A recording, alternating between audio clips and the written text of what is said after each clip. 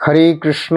রাধে রাধে। জয় পরমারাধ্য শ্রী গুরুপাদ পদ্ম কি জয়। সুপ্রিয় ভক্তবৃন্দ, দর্শক বন্ধু, আজকে আলোচনার প্রারম্ভে সর্বাগ্রে আমি আমার নিত্য জীবনদাতা পরমারাধ্য শ্রী গুরুপাদ পদ্মে পুনঃ পুনঃ অসংখ্য সাষ্টাঙ্গ দণ্ডবত প্রণতি নিবেদন করি এবং তৎপরে সকল সাধু সন্ত গুরু বৈষ্ণব শ্রীপাদ পদ্মে প্রণতি জ্ঞাপন করে আপনাদের সকলকেই আমি আমার আন্তরিক প্রীতি শুভেচ্ছা এবং পূজ্য পাদ পদ্মে সশ্রদ্ধ প্রণতি জানিয়ে সকলের শুভেচ্ছা শুভাশীর্বাদ প্রার্থী হয়ে আজকের আলোচনায় অংশগ্রহণ করছি।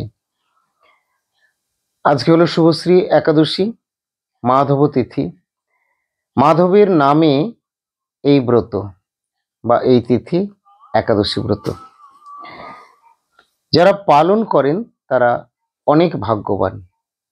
যারা পালন করতে পারেন না তারাও যদি এই একাদশীর কথা শ্রবণ করেন, একাদশীর মহিমা বা মাহাত্ম্য যদি কীর্তন করেন, আলোচনা করেন, পঠন পাঠন করেন, বা যারা একাদশী করেন তাদের দর্শন করে যদি উল্লসিত হন বা তাদের একাদশী ব্রত পালন করতে যদি সহায়তাও করেন, তাহলেও কোনো না কোনোভাবে তারা উপকৃত হবে। এই একাদশীর এতই মাহাত্ম্য রয়েছে। তো এই একাদশী বা সদাচার বা ভক্তি ইত্যাদি যে সমস্ত কথাগুলি আমরা আলোচনা করলে যার কথা প্রথমেই আমাদেরকে আলোচনা করতে হবে তিনি হলেন শ্রী গুরুপাদ পদ্ম, যাকে বলা হয় ভক্তি বিগ্রহ। ভক্তি বিগ্রহ হচ্ছেন শ্রী গুরুপাদ পদ্ম। তাই ভক্তি বিগ্রহের কৃপা ছাড়া ভক্তি লাভ হবে না।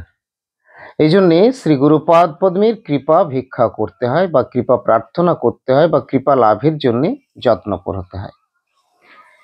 এবং সেটা যে বাস্তব সত্য বা একমাত্র মঙ্গলের পথ সেটা আমরা যাতে বুঝি বা সেই নিয়মটা যাতে আমরা পালন করে চলি, তার জন্যে পথ প্রদর্শক রূপে সাক্ষাৎ ভগবান নিজেই অবতরণ করলেন এবং জগৎজীবকে শিক্ষা দিলেন। শ্রী চৈতন্য মহাপ্রভু নদের নিমাই শচীর দুলাল গৌর হরি রূপে। এই জন্য যদি গৌর না হইত তবে কি হইত, কেমনে ধরিতাম দে, দে মানে দেহ। রাধার মহিমা প্রেম ও রসসীমা জগতে জানাত কে। এগুলো ভক্তগণ এটা ভেবে থাকেন, বলে থাকেন। উচ্চ পর্যায়ের বা উচ্চস্তরীয় ভক্তরা এভাবে চিন্তা করেন তাদের বর্ণন অনুসারে, যে যদি গৌর না হতো তবে কি হইতো, কেমনে ধরিতাম দি, মহাপ্রভু না আসলে কি হতো, আমরা কি করে বাঁচতাম, কি করে বা দেহ ধারণ করে আমরা থাকতাম, ও কেন নেই রাধার সম্বন্ধে আমরা কিছুই জানতে পারতাম না। আর রাধা বা রাধা কৃষ্ণ সম্বন্ধে যদি কিছু নাই জানলাম তাহলে আর মনুষ্য দেহ শরীর ধারণ করে কি লাভ হলো। খাওয়া পড়ার জন্য তো কুকুর বিড়াল সকল জন্মে সবাই সেগুলো করে, খাবার দাবার আহার বিহার ঘুম ইত্যাদি সবার রয়েছে, কিন্তু মনুষ্য জন্ম পেয়ে যদি আমার হরিভজনই না হলো তাহলে লাভটা কি। আর সেই হরি কে, হরিকে যদি আমরা না জানলাম না বুঝলাম তাহলে কি লাভ হলো। এই জন্যে এই ভগবানের যে তত্ত্ব কথাগুলি এইগুলি জানার জন্য আমাদেরকে যত্নপর হতে, এবং তার মূলটাই হলো সাধু সঙ্গ বা গুরুপাদ পদ্ম। সাধুসঙ্গ সাধুসঙ্গ সর্বশাস্ত্রে কয়, লবমাত্র সাধু সঙ্গে সর্বসিদ্ধি হয়। সাধু সঙ্গ যদি আমাদের হয় তাহলে ক্ষণকাল মাত্র সাধুসঙ্গ হলেও আমাদের নিত্য কল্যাণ লাভ হবে, নিত্য মঙ্গল লাভ হবে, সর্বসিদ্ধি লাভ হয়। মহাপ্রভু নিজে সাধুরূপ অঙ্গীকার করলেন। কেন সাধুরূপ অঙ্গীকার করলেন? জগতে সাধু পাওয়া বড় কষ্ট ছিল বা আজকের দিনেও আছে। সাধু পাওয়া কষ্ট বড় জীবের লাগিয়া, সাধু গুরু রূপে কৃষ্ণ আইলেন নদিয়া। প্রকৃত সাধু পাওয়া জীবের পক্ষে খুব কষ্টকর, খুব কঠিন। আর প্রকৃত সাধু সেরকম সাধু খুব বেশি যে ছড়াছড়ি ছিল তাও ছিল না। আর তাছাড়া মহাপ্রভু যে কাজটা করতে চেয়েছেন এটা ছোটখাটো সাধু দিয়ে হবে না।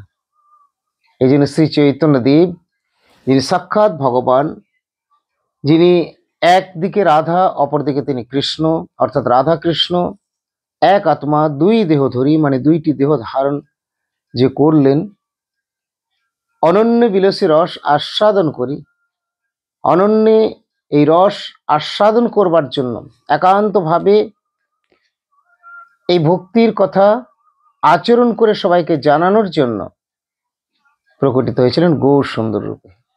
দুইটি দেহই অর্থাৎ রাধা এবং কৃষ্ণ, তাদের দেহ দুটি কিন্তু তাদের আত্মা একটাই, মানে কৃষ্ণ নিজেই রাধা, কৃষ্ণ নিজেই রাধা রূপে প্রকাশিত হয়েছেন। এই জন্য রাধা কৃষ্ণ এক আত্মা বলা হচ্ছে, দুই দেহ ধরি, তারা নিজেরা দুটি দেহ ধারণ করলেন, আত্মা কিন্তু একটাই, একই জন, কৃষ্ণই রাধা রূপে প্রকাশিত।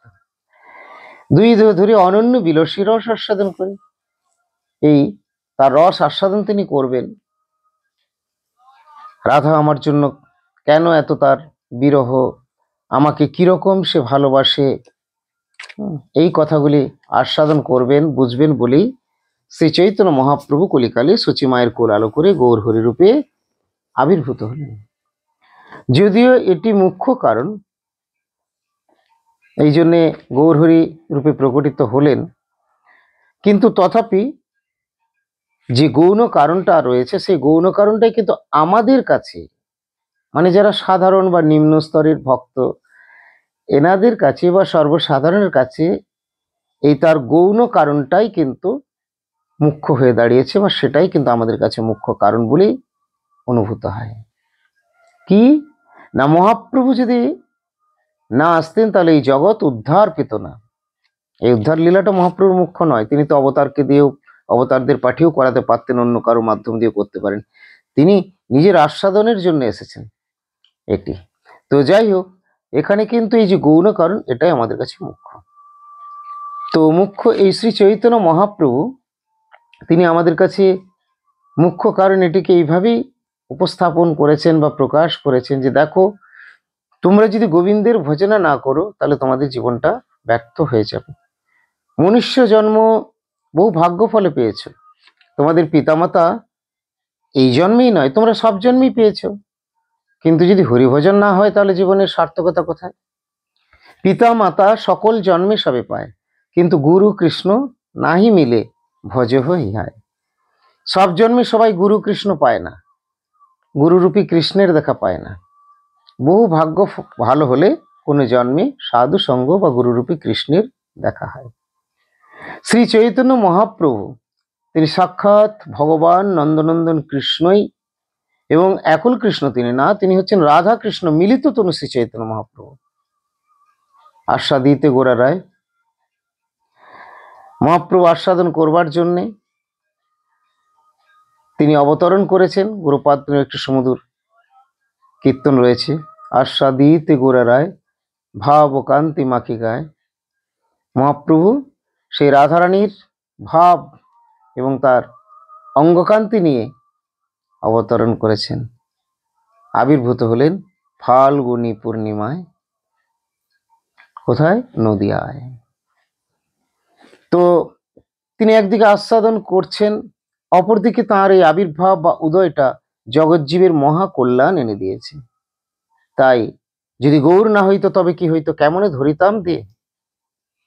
রাধার মহিমা প্রেম রসসীমা জগতে জানাতো, কি গাও গাও পুন গৌরাঙ্গীর গুণ, সরল করি এমন।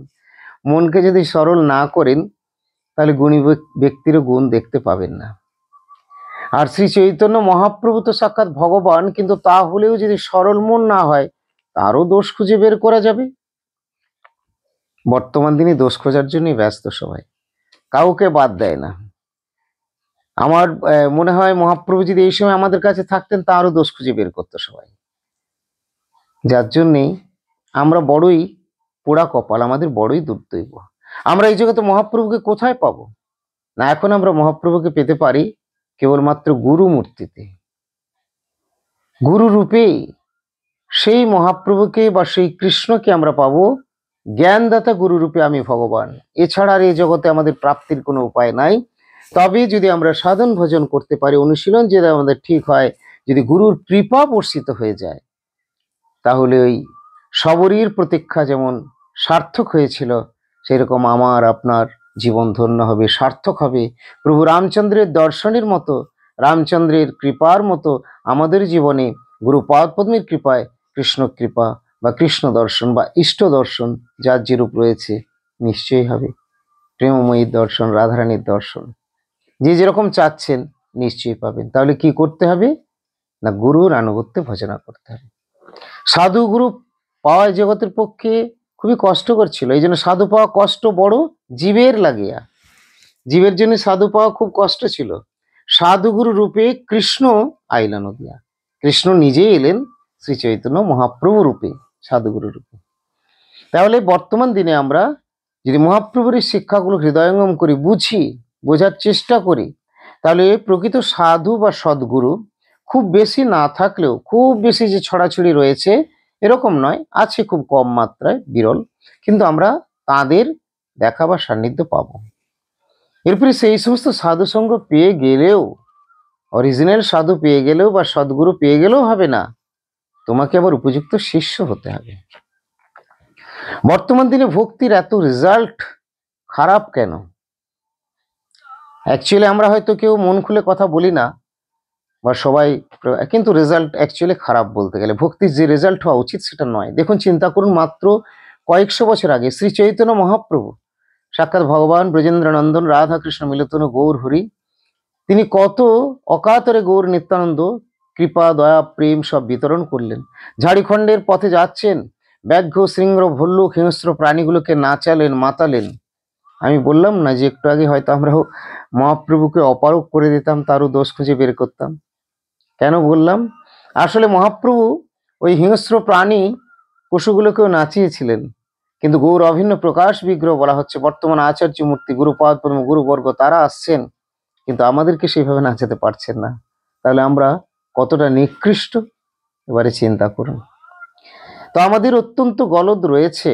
আর সাধুর নামেও একটা প্রহসন চলছে, কে যে অরিজিনাল সাধু এবং কে সাধু কিনা এটাও মানুষ বুঝতে পারছে না। কেন হচ্ছে এটা?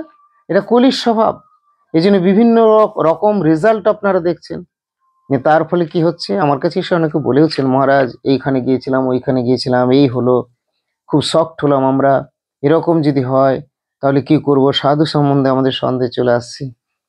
সাধু সম্বন্ধেও সন্দেহ আর বিশ্বাস দেওয়ার মালিক হচ্ছেন ভগবান, তার অন্তরঙ্গা শক্তি যোগমায়া।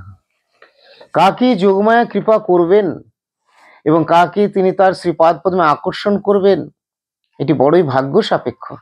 জীব যদি ঐকান্তিক হয়, যদি সে সত্যি সত্যি শ্রদ্ধার্থী সহকারে ভগবানকে জানায়, তাহলে ভগবান দূরে নেই, ভগবান অত্যন্ত নিকটে, আমার হৃদয়ে রয়েছে, তিনি আমাকে সাড়া দেবেন। তিনি প্রত্যেককেই সাড়া দেবেন যদি আমরা আরতি সহকারে তাকে নিবেদন করি। রক্ষা করবেন আমাকে বিপদের হাত থেকে, এবং গুরু প্রাপ্তির জন্য যদি আমাদের প্রার্থনা হয়, তাহলে কিন্তু আমরা সদ্গুরু পেয়ে যাব। সদ্গুরু পাওয়াই শুধু নয়, সদ্গুরুর কৃপা উপলব্ধি হবে এবং তার শ্রীপাদ পদ্মে আকৃষ্ট হয়ে যাবেন। তখন মনে হবে না যে আর অন্য কোনো জায়গাতে আমি যাই। যিনি গুরুপাদ পদ্মের হয়েছেন, যিনি গুরুপাদ পদ্মের এক কোনা কৃপা পেয়েছেন, যিনি গুরুপাদ পদ্মকে একটুও জানতে পেরেছেন, প্রকৃত গুরু সদ্গুরুর কথা বলছি, পরম্পরা ধারায় আগত যে মহাজন মহাপুরুষ তাদের কথা বলছি, যারা ভগবানের নিজজন পৃষ্ঠ এবং প্রকাশ বিগ্রহ তাদের কথা বলছি, তাহলে কিন্তু জীবনে তিনি আর অন্যদিকে তাকাতে পারবেন না।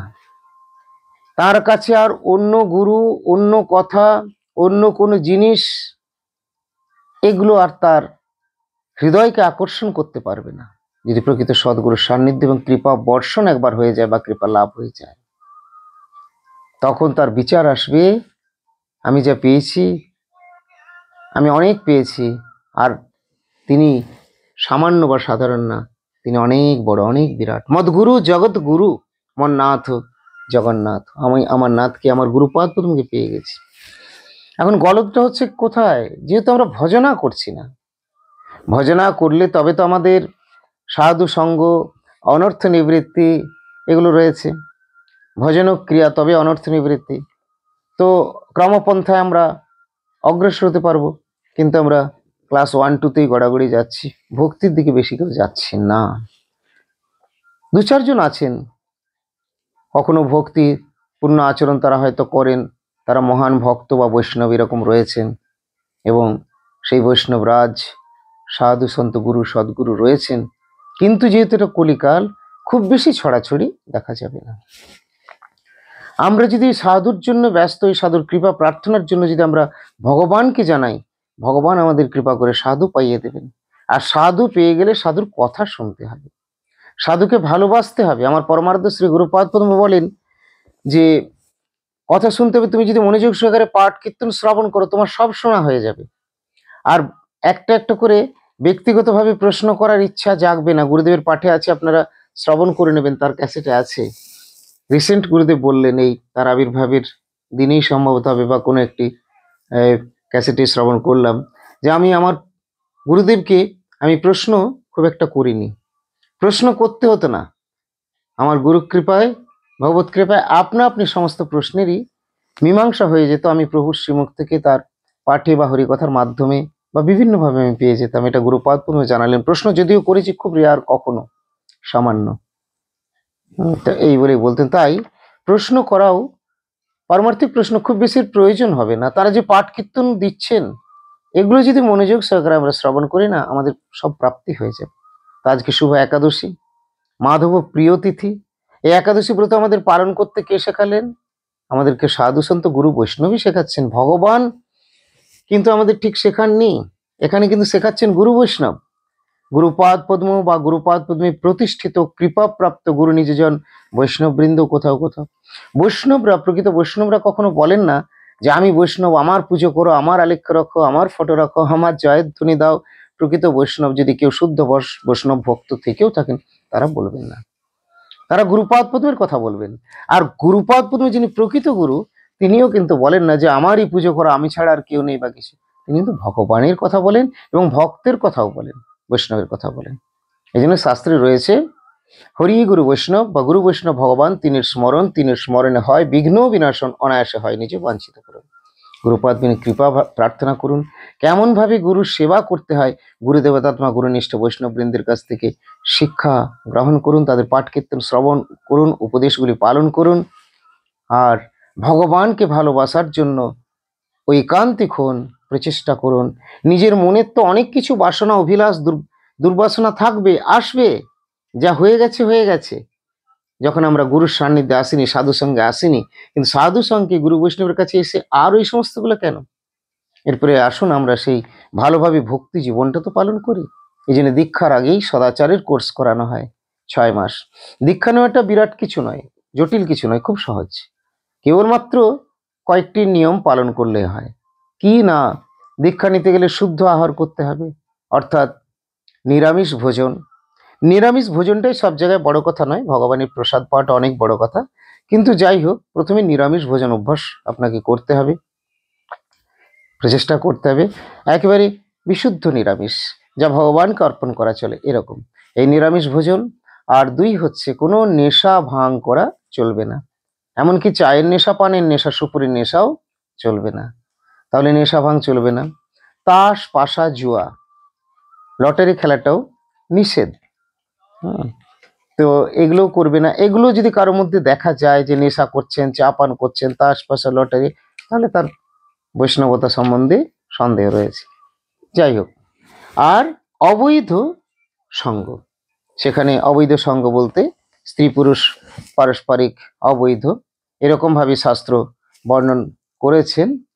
কেননা বৈধ ক্ষেত্রে তো তাহলে যাদের দাম্পত্য জীবন, নবদাম্পত্য বা দম্পতি, তারা কি দীক্ষা নিতে পারেন না? হ্যাঁ, দীক্ষা নেবেন, কিন্তু তারা পারমার্থিক নির্দেশ অনুসারে তাদের মেলামেশা সবই থাকবে। তো এইভাবে যদি তারা চলে, তাহলে সেই গৃহস্থ ভক্তেরও জীবনটি ভক্তিপূর্ণ হয়ে যাবে এবং তাদেরও জীবন অত্যন্ত সার্থক। আমরা একাদশীর দিন আসছে, বা জন্মাষ্টমীর দিন আসছে বা রাধাষ্টমীর দিন আসছে, যদি এরকম দেখি, তার আগে থেকেই তারা সাবধান থাকেন, সতর্ক থাকেন, সেগুলি সুন্দরভাবে পালন করেন নিষ্ঠা ভক্তি সহকারে। এইভাবে তাদের দাম্পত্য জীবন হোক না কেন, কিন্তু ভক্তিপূর্ণ আচরণ করুন। যদি কুকুর বিড়ালের মতো পাশবিক জীবন যাপন হয়ে যায়, যখন তখন যা ইচ্ছা জাগলো সেইভাবেই কাজ করলো, খাওয়া দাওয়া করলো, ঘুম যাই হোক ইত্যাদি, তাহলে তো জীবনটা পশুর মতো হয়ে গেল। আবার নেক্সট পশুর জন্ম পাওয়া যাবে, মানুষ জন্ম হবে না। কিন্তু মানুষ জন্ম পেয়ে যদি হরিভজন আদি হয়, শুদ্ধ সত্য পবিত্রতা থাকা এবং ভগবানের যে নাম কীর্তন করা, উপবাস, ব্রত, জপ এগুলো যদি করা হয়, তাহলে জীবন তো ধন্য হবে। আজকে মাধব তিথি, একাদশী ব্রত, যার কৃপায় আমরা এগুলো জানতে পেরেছি, তিনি হলেন নিত্য জীবনদাতা, দিব্যজ্ঞান প্রদাতা, ভগবত অভিন্ন প্রকাশ বিগ্রহ, কৃষ্ণ কৃপার মূর্ত বিগ্রহ, শ্রী গুরু পদ পদ্ম। গুরুদেব সুখী হবেন যদি মন প্রাণ দিয়ে একাদশী ব্রত পালন করেন, যদি মন প্রাণ দিয়ে গুরু বৈষ্ণব সেবা করেন, যদি জিহ্বা দিয়ে হরিনাম উচ্চারণ করেন, যদি জিহ্বা দিয়ে হরি কথা বলেন, যদি জিহ্বা দিয়ে বৈষ্ণব বা সাধারণের যারেরই হোক না কেন কোনো নিন্দা বান্দা সম্পূর্ণরূপে পরিত্যাগ করে দেন আর কৃষ্ণ নাম কীর্তন করতে থাকেন, তাহলে ধন্য হয়ে যাবে। হরিগুরু বৈষ্ণব সবাই প্রসন্ন হবেন, জীবন হয়ে যাবে সার্থক। তো প্রিয় ভক্তবৃন্দ, আজকের আলোচনা আমি এখানেই বিরতি দিচ্ছি। আজকে শুভ একাদশী, সফল একাদশী। একাদশী সম্বন্ধে আগে পাঠ করেছি, একাদশী করুন। প্রত্যেকটি একাদশীর অপার মাহাত্ম্য রয়েছে, আর এই সফল একাদশী যারা করছেন, ভগবান তাদেরকে সফলতা দেবেন, এরকমই এই একাদশীর মাহাত্ম্য বর্ণন করেছেন ভগবান নিজেই। তো আপনারা নিশ্চয়ই তাঁর কৃপায় সফলতা প্রাপ্ত হবেন। ধন্য হন সকলে, ভালো থাকুন। দেখা হবে আবার পরবর্তী পোস্টে। আজকে এখানেই বিরতি দেবো। তার আগে বলবো, যারা এখন আমাদের চ্যানেলটি সাবস্ক্রাইব করেননি, তারা চ্যানেলটি সাবস্ক্রাইব করে আমাদের সঙ্গে থাকুন আর নিয়মিত দেখতে থাকুন আমাদের পারমার্থিক দিব্য মধুর প্রসঙ্গগুলি। জয় শ্রী গুরুপাদ পদ্ম কি জয়, জয় সফলা একাদশী কি জয়, অনন্ত ভক্ত বৈষ্ণব বৃন্দকে জয়, সপরিকর মহাপ্রভু রাধা গোবিন্দ বনমালী জিকে জয়, নিতাই গৌর প্রেমানন্দে হরি হরি বল, রাধে রাধে।